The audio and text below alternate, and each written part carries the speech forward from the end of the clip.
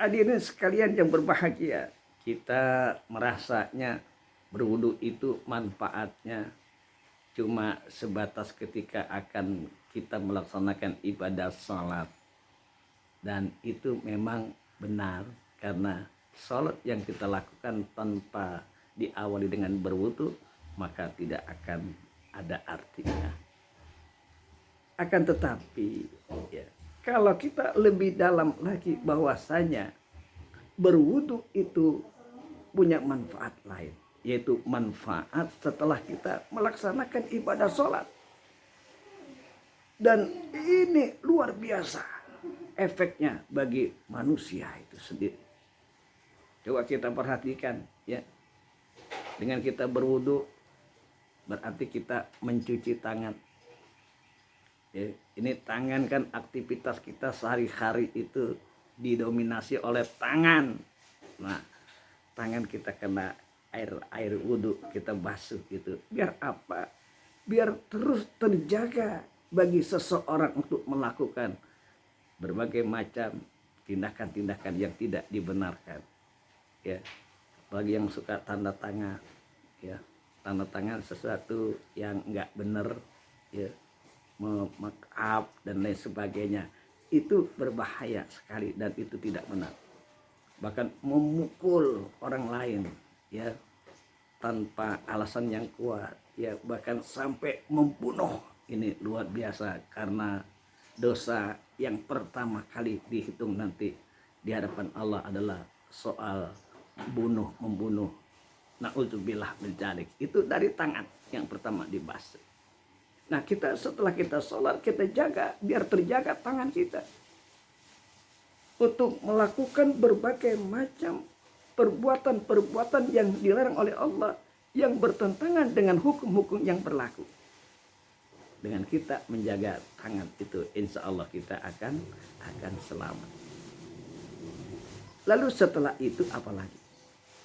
Kita berkumur-kumur, ya, kita berkumur-kumur memasukkan air ke dalam mulut kita. Nah, ini pun memberikan pelajaran kepada kita untuk menjaga setiap saat mulut kita. Karena apa? Mulut itu menjadi sumber segala-galanya. Dia bisa menjadi berpahala dengan kita menggunakan mulut. Akan tetapi di balik itu dia juga bisa mendatangkan dosa yang sangat besar. Dengan mulut itu dia memfitnah orang, menzalimi orang, berbohong, merekayasa sesuatu yang bukan sebenarnya, menipu orang lain. Itu mulut. Merubah yang benar bisa jadi salah, yang salah bisa jadi benar. Yang pahlawan bisa jadi pengkhianat, yang pengkhianat bisa jadi pahlawan. Itu adanya di mulut.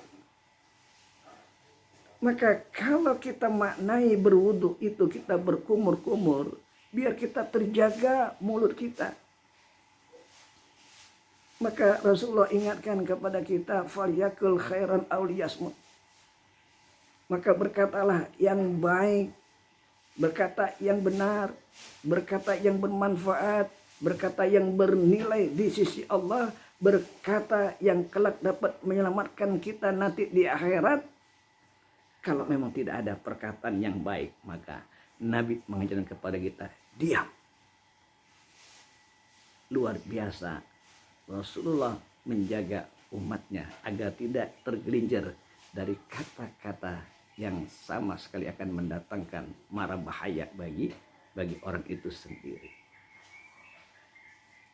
Kemudian setelah itu muka, membasuh muka, ya, itu bukan cuma untuk kita akan sholat, tapi setelah kita melaksanakan ibadah sholat, maka muka kita itu cerah